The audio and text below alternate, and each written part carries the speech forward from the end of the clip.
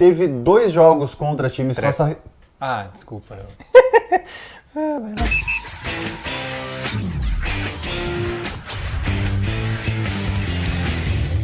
Olá! Olá, Felipe Neto. Correu muito parecido. Tá bem. Futebol. Hoje vamos voltar a uma pauta antiga que vocês gostaram e pediram para que a gente tocasse de novo no assunto. Exato, são os amistosos alternativos, a segunda parte. E não é brincadeira, realmente vocês pediram. Olha aí a coleção de comentários que a gente teve no primeiro vídeo. Então, roda a vinheta, editor Uruguai. E quando a gente fala editor uruguaio, não é brincadeira nem uma indireta para outros canais no YouTube. De fato, nosso editor, Eduardo Pua, é uruguaio de Montevideo. E é uma grande pessoa, apesar do que eu não dizendo por aí, né? Agora que a gente já garantiu a melhor edição, tá até rindo ali, um espetáculo, olha aí. Agora que a gente já garantiu a melhor edição possível para esse vídeo, vamos para as pautas. São os amistosos de clubes brasileiros que a gente não está mais tão acostumado a ver por aí. Como, por exemplo, o que nós tivemos em 1994, quando eu tinha só 3 anos de vida e Matheus Beck não sei o que estava fazendo na vida. Eu já tinha entrado na... O time do Pelotas recebeu a seleção da Rússia na Boca do Lobo para 15 mil pessoas. Isso mesmo, a seleção russa.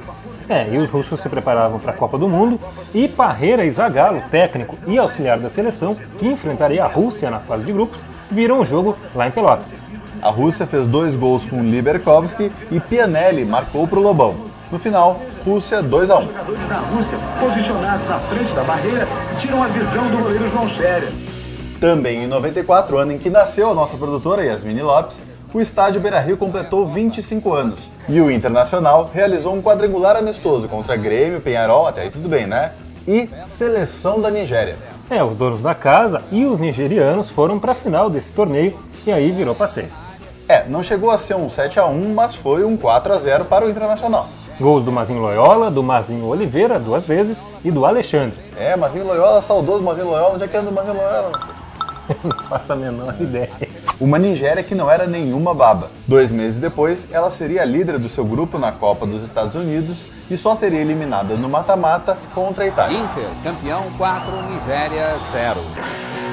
94 foi mesmo um ano pródigo de amistosos nonsenses envolvendo clubes brasileiros, Matheus Beck.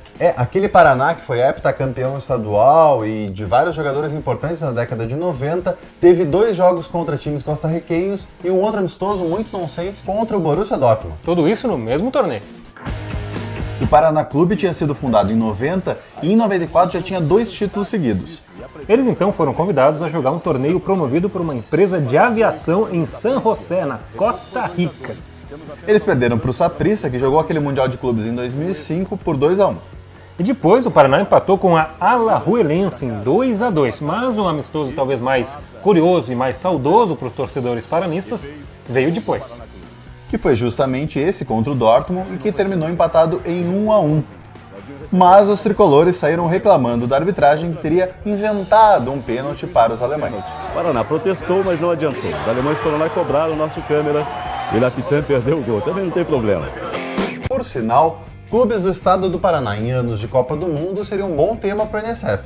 O Paraná que jogou em 94 contra até o Borussia Dortmund, e em 2002 foi para a Ucrânia enfrentar times ucranianos e em 2014, mais recentemente, enfrentou a Austrália no amistoso. Na verdade não foi um amistoso, foi um jogo-treino, já que os times estavam usando o colete de treino. O jogo foi em Cariacica, atual palco de alguns jogos do Flamengo no Brasileirão, e a Austrália, olha só, usou o time reserva. Imagina, o time reserva da Austrália contra o Paraná Clube. Ainda assim venceu por 2-0, no último jogo antes de serem definidos os 23 convocados, que jogariam a Copa e acabariam eliminados logo na fase de grupos. E em 2010, o país sede da Copa do Mundo, a África do Sul, mandou sua seleção para o Brasil fazer uma série de 4 jogos. Empate com o Volta Redonda, goleada sobre os juniores do Fluminense e vitória sobre o Boa Vista. Faltou um, né? Pois foi esse jogo no Mineirão. Cruzeiro 0, África do Sul também 0, um jogo memorável, só que não. O Cruzeiro queria usar o jogo para expor sua marca no exterior, mas quem viu a partida achou uma bela porcaria. E só 13 mil pessoas foram ao estádio. O jogo não valeu nada, mas a análise do técnico sul-africano, sim. Control the match by keep playing the left, the right, in the middle, have one best opportunity for score. Era só uma brincadeira. De fato, o Joel não era mais técnico da África do Sul. Ele já tinha sido substituído pelo Parreira. E foi aquele fracasso todo. A primeira seleção mandante de uma Copa do Mundo a ser eliminada na fase de grupos. Né? Por Uruguai! Em 2014 nós já vimos que teve a Austrália contra o Paraná, mas também tivemos O Cerâmica, time da minha terra, que hoje não existe mais. a tua terra, o Cerâmica. O time da minha terra, o Cerâmica, que infelizmente não existe mais, jogando contra o Equador. E também A seleção da Bósnia jogando contra o Santos. A partida que foi legal. Não vou fazer o trocadilho com a Bósnia. E o time do Santos, sub-20, levou uma senhora sapatada dos bósnios, 5-1. 2 deles do Ibisevic, que na época jogava no Hoffenheim. Né? Os bósnios depois decepcionariam, perdendo o lugar nas oitavas para a Nigéria. E a gente ainda poderia ficar citando vários amistosos, como a seleção olímpica de Fiji, que antes da Olimpíada se prepararam contra o Paraná e o Atlético Paranaense. Também aquele amistoso do Inter contra o Equador em 2002, mas nós infelizmente não achamos imagens. Se você tem, mande para nós. Se faltou mais alguma coisa, então escreva, deixe seu comentário lá embaixo, dê opinião sobre o que a gente precisa melhorar e nos siga nas nossas redes que estão aqui embaixo, como mostrou o nosso editor que vocês ficaram conhecendo hoje. Mas antes de encerrar, a gente fica com aquele vídeo maravilhoso que só o NSF proporciona para você. É um exemplo de coragem e retidão face às adversidades. Quem nos ensina é esse árbitro italiano. Tchau, tchau!